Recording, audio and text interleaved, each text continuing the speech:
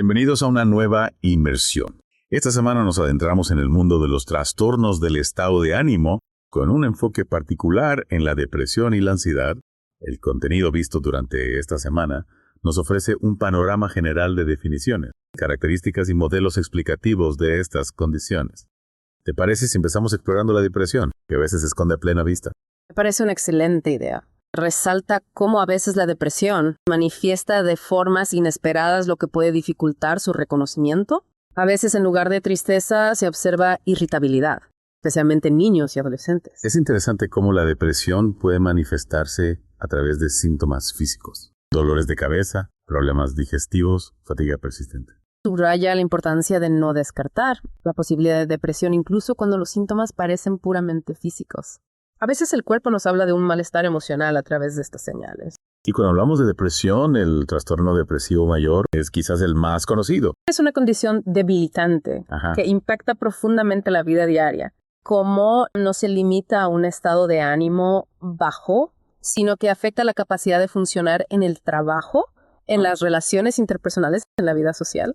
¿Cuáles son las señales de alerta? Al menos 5 síntomas durante un periodo de 2 semanas. Entre ellos, la tristeza persistente, la pérdida de interés o placer en actividades que antes se disfrutaban, cambios significativos en el apetito o el peso, problemas para dormir o dormir en exceso, fatiga constante, dificultad para concentrarse, sentimientos de inutilidad o culpa excesiva e incluso pensamientos recurrentes de muerte. Es importante destacar que no todos experimentan la depresión de la misma manera, ¿verdad? Así es. La intensidad de los síntomas y la forma en que se manifiestan varía de persona a persona. Por eso es crucial una evaluación individualizada para un diagnóstico preciso. Y hablando de diagnósticos, ¿cómo diferenciamos el tema del trastorno bipolar? Ambos pueden involucrar episodios depresivos. La diferencia clave radica en la presencia de episodios maníacos o hipomaníacos en el trastorno bipolar. Estos episodios se caracterizan por un estado de ánimo elevado, expansivo o irritable, junto con un aumento de energía y actividad. ¿Podrías darnos algunos ejemplos de cómo se manifiesta la manía o la hipomanía? Durante un episodio maníaco, la persona puede experimentar una autoestima inflada, disminución de la necesidad de dormir, verborrea, fuga de ideas, distractibilidad, aumento de la actividad dirigida a objetivos, e incluso impulsividad que puede llevar a comportamientos de riesgo. Entonces, si bien ambos trastornos comparten el elemento de la depresión, la presencia de estos episodios distingue al trastorno bipolar. Exactamente. Y esta distinción es crucial para determinar el tratamiento adecuado. También explora varios modelos. Intentan explicar el origen del trastorno bipolar. Hay diversas perspectivas desde la neuroquímica que se centra en desequilibrios de neurotransmisores, como la serotonina, la dopamina y la norepinefrina, hasta modelos psicológicos como la teoría cognitiva que destaca el papel de los pensamientos negativos recurrentes.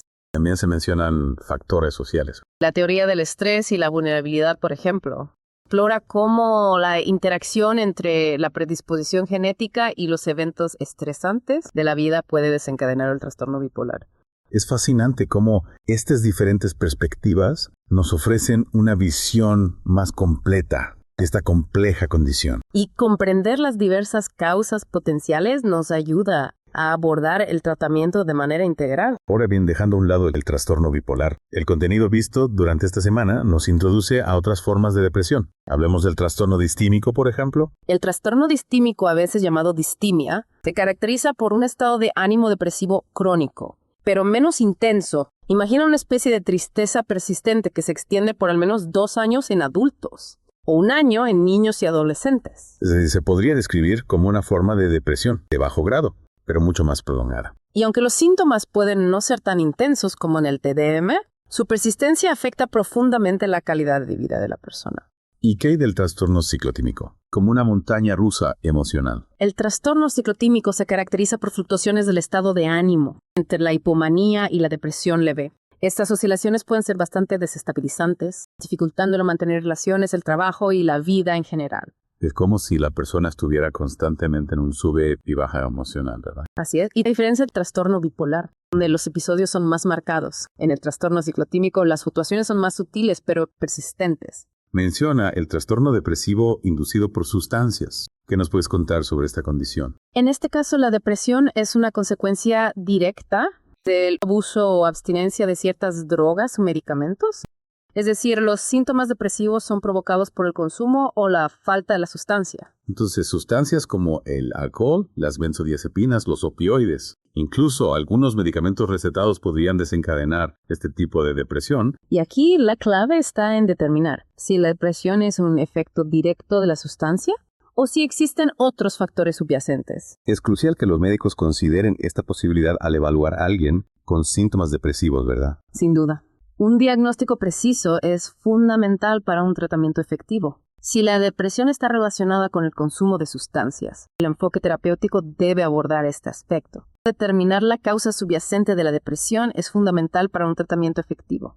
Ahora, bien pasando al tema de la ansiedad, la describe como una respuesta natural ante situaciones de estrés o peligro, pero cuando esta respuesta se vuelve excesiva e interfiere con la vida diaria. Estaríamos hablando de un trastorno de ansiedad. Y dentro de los trastornos de ansiedad, el trastorno de ansiedad generalizada, o TAC, es uno de los más comunes. El TAC se caracteriza por una preocupación excesiva Y persistente sobre diversos aspectos de la vida. La persona con TAC se preocupa constantemente por el trabajo, la familia, la salud, las finanzas, y le resulta muy difícil controlar estas preocupaciones. Es como si la mente estuviera siempre en estado de alerta, ¿verdad? Exactamente. Anticipando problemas y generando una sensación de inquietud constante. Y esta preocupación excesiva se acompaña de síntomas físicos, como tensión muscular, fatiga, irritabilidad, dificultades para concentrarse e incluso problemas para dormir. Como el TAC puede afectar significativamente la calidad de vida de la persona, limitando su capacidad para disfrutar de las actividades cotidianas. Claro, la preocupación constante y la anticipación de problemas pueden llevar a la evitación de situaciones sociales, laborales o personales. La persona con TAC puede tener dificultades para relacionarse con los demás, para concentrarse en el trabajo o incluso para realizar tareas simples del hogar. Hablemos ahora del trastorno de pánico, otra forma de ansiedad. El trastorno de pánico se caracteriza por episodios repentinos e intensos de miedo o malestar conocidos como ataques de pánico. Esos ataques alcanzan su punto máximo en cuestión de minutos y se acompañan de síntomas físicos muy intensos. ¿Qué tipo de síntomas físicos se experimentan durante un ataque de pánico? Palpitaciones, sudoración, sensación de falta de aire, dolor en el pecho, náuseas, mareos, escalofríos o sofocos. Es decir, la persona siente que está experimentando un evento físico muy intenso, ¿verdad? Esto, por supuesto, genera aún más miedo y ansiedad. Y a menudo los ataques de pánico se acompañan de miedo a perder el control, a volverse loco o incluso a morir.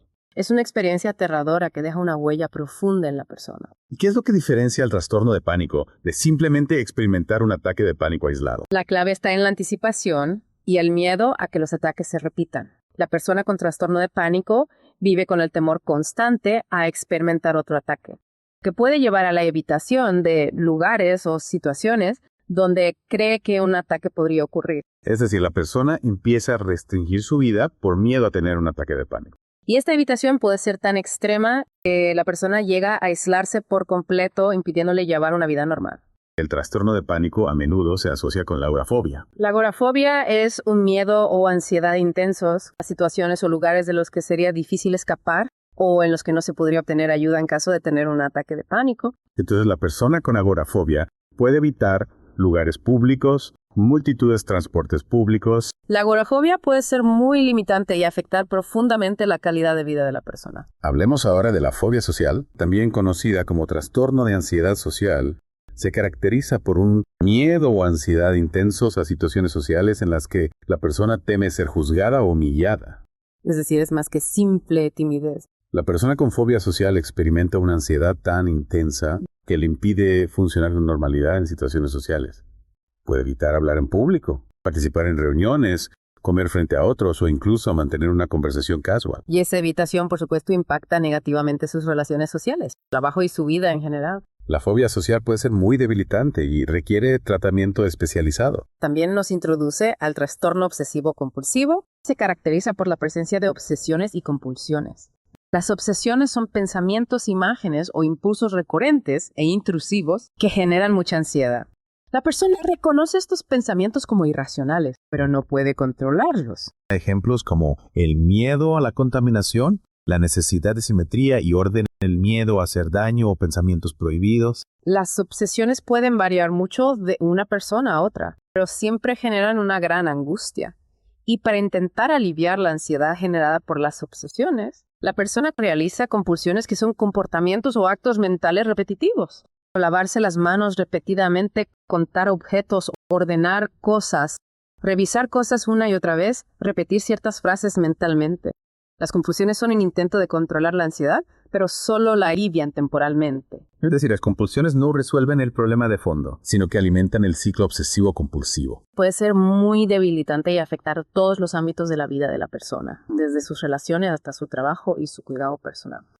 Hemos explorado los diferentes tipos de depresión y ansiedad, sus síntomas, los criterios para diagnosticarlos y algunos de los modelos explicativos que nos ayudan a comprender estas condiciones. Si tú o alguien que conoces está luchando contra la depresión o la ansiedad, no duden en buscar ayuda profesional. Un diagnóstico preciso y un tratamiento adecuado puede marcar una gran diferencia en la vida de la persona. La salud mental es tan importante como la salud física y no hay que tener miedo ni vergüenza de pedir ayuda. Recuerda que hay profesionales capacitados para ayudarte a transitar estos desafíos y encontrar el camino hacia el bienestar. Y con esto concluimos nuestra inmersión en el mundo de la depresión y la ansiedad. Esperamos que esta información te haya sido útil. Hasta la próxima.